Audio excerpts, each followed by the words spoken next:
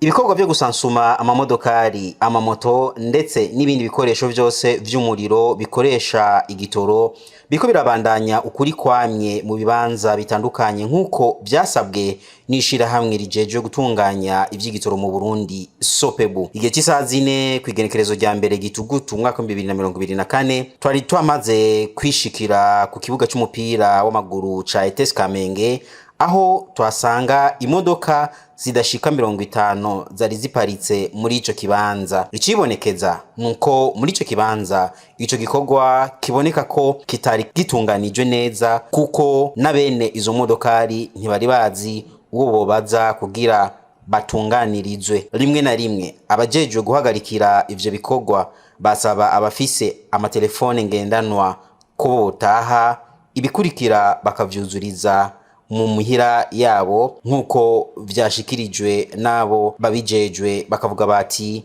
ibindi babandanya babikora kuri application yashizweho n'ishirahamwe rya Sopebu. Mu ncamake ibikorwa wabona ko biboneka ko bitigeze bitunganywa neza. Twagerageje kuvugisha bamwe mu bakozi bari muri ico kibanza, nabo nyene bakaba batubwiye ko ataco bovuga kiretse ababakurira. Twanagerageje kurondera abarongozi bakuru ba Sopebu, nabo nyene ntitwigeze tubaronka. Twaciye tubandaniriza ku kibuga c'inkino kiri kuri zone ya Kinama, aho twahasanze imodoka zidashika na 10.